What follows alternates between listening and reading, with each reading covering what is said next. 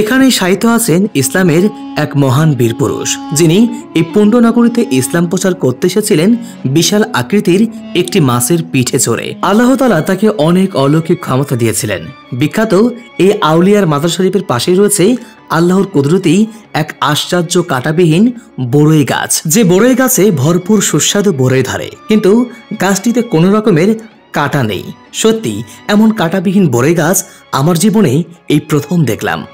কি এক আজব বড়ই গাছ, যে বড়ই গাছে একটা বিন্দু পরিমাণ কোনো কাঁটা নেই। এটা হলো কাঁটাবিহীন বড়ই গাছ। আমার জীবনে এই ধরনের বড়ই গাছ আমি প্রথম দেখলাম। আমরা সচরাচর সবাই জানি বড়ই গাছে কাঁটা থাকে, কিন্তু আসলে এই বড়ই গাছে কোনো কাঁটা নাই।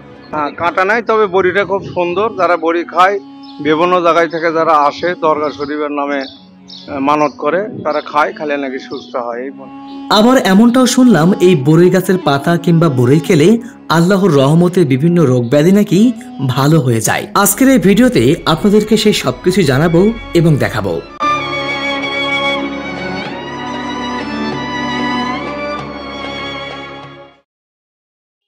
আসসালামু আলাইকুম বন্ধুরা।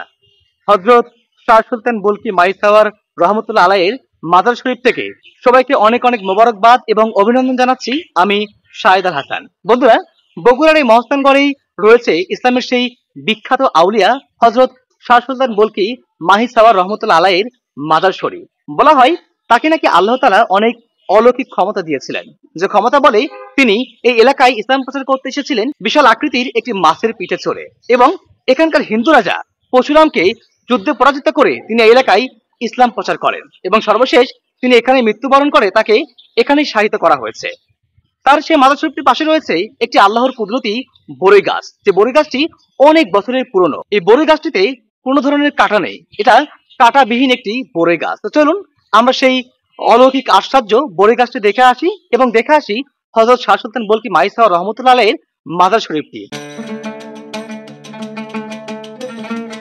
হযরত শাহ সুলতান বলখি মাইসাওয়ার রহমতুল্লাহ আলাইহির মাজার শরীফটি সমতল থেকে অনেকটা উঁচু জায়গাতে অবস্থিত, তাই তো এই সিঁড়ি বেয়ে সেখানে যেতে হয়। হযরত শাহ সুলতান বলখি মাইসাওয়ার রহমতুল্লাহ আলাইহি ছিলেন একাদশ শতাব্দীর একজন ইসলাম ধর্ম প্রচারক। তিনি আফগানিস্তানের বলখ রাজ্য থেকে এসেছিলেন বলে তার নামের সাথে বলখি শব্দটি সংযুক্ত করা হয়। আর মাইসাওয়ার শব্দটির অর্থ হলো মাছের পিঠে আরোহণকারী। জনশ্রুতি রয়েছে যখন তিনি এই পুণ্ডনগরী বা মহাস্থানগড়ে আসেন, তখন তিনি নাকি করত নদী পার হয়েছিলেন বিশাল আকৃতির একটি মাছের পিঠে চড়ে। আবার অন্যভাবে জানা যায় তিনি মাছ আকৃতির একটি নৌযানে করে এখানে এসেছিলেন বলে তাকে মাইসাওয়ার নামে ডাকা হয়।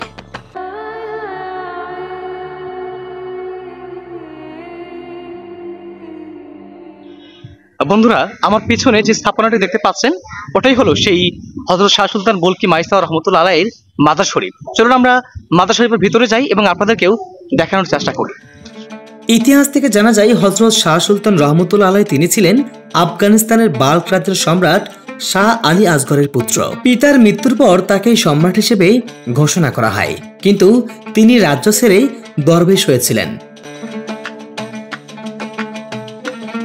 440 হিজরিতে তিনি পুণ্ডবর্ধন বা মহাস্থানগড়ে আসার পূর্বে প্রথমেই বাংলার সন্দ্বীপে পৌঁছান। কথিত আছে সন্দ্বীপ থেকে শাহ সুলতান তার শিষ্যদেরকে সাথে নিয়ে মাছ আকৃতির একটি নৌকাতে করে মহাস্থানগড়ে এসেছিলেন। মহাস্থানগড় পৌঁছে তিনি ইসলামের দাওয়াত দিতে থাকেন। ওই সময় পুণ্ডবর্ধন বা মহাস্থানগড়ের রাজা ছিলেন হিন্দু রাজা পরশুরাম।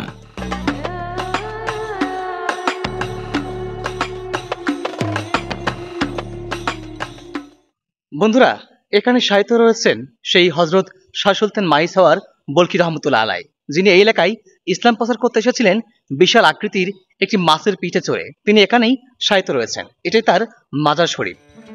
হযরত শাহ সুলতান প্রথমে রাজা পরশুরামের সেনাপ্রধান, মন্ত্রী এবং কিছু সাধারণ মানুষকে ইসলামের দাওয়াত দিয়ে মুসলিম বানান। এভাবে পুণ্ডবর্ধনের মানুষ হিন্দু ধর্ম থেকে ইসলাম ধর্ম গ্রহণ করতে থাকলে রাজা পরশুরামের সাথে শাহ সুলতানের বিরোধ বাধে এবং একসময় তাদের মধ্যে তুমুল যুদ্ধ শুরু হয়। সেই যুদ্ধে হিন্দু রাজা পরশুরাম পরাজিত হন এবং মৃত্যুবরণ করেন। ওইদিকে বাবার মৃত্যুর কথা শুনে পরশুরামের মেয়ে রাজকন্যা শিলাদেবী করতোয়া নদীতে ডুবে প্রাণ বিসর্জন দেন। যুদ্ধে পরশুরামের পরাজয় ও মৃত্যুর পর শাহ সুলতান রহমতুল্লাহ আলাই তিনি এই এলাকাতে ইসলাম প্রচার করতে থাকেন এবং ইসলাম ধর্মকে সুপ্রতিষ্ঠিত করেই তিনি সর্বশেষ এখানেই শায়িত আছেন।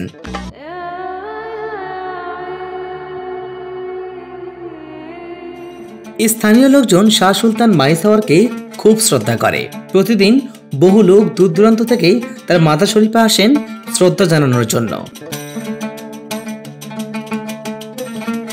এই মাজার শরীফটির পূর্ব পাশে রয়েছে আশ্চর্য একটি কাঁটাবিহীন বরই গাছ, যে বরই গাছে কোনো কাঁটা নেই।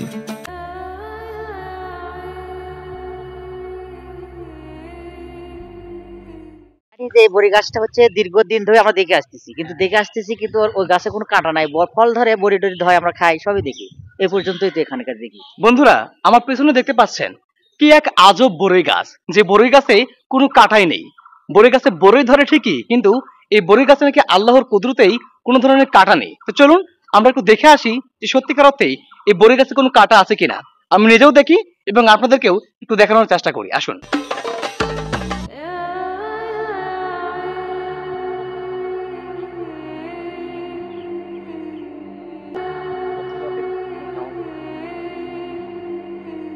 বন্ধুরা, আমি একদম খুব নিকট থেকে বরই গাছটির খুব কাছ থেকে দেখার চেষ্টা করলাম যে আসলে এই বরই গাছে কোনো কাঁটা আছে কিনা।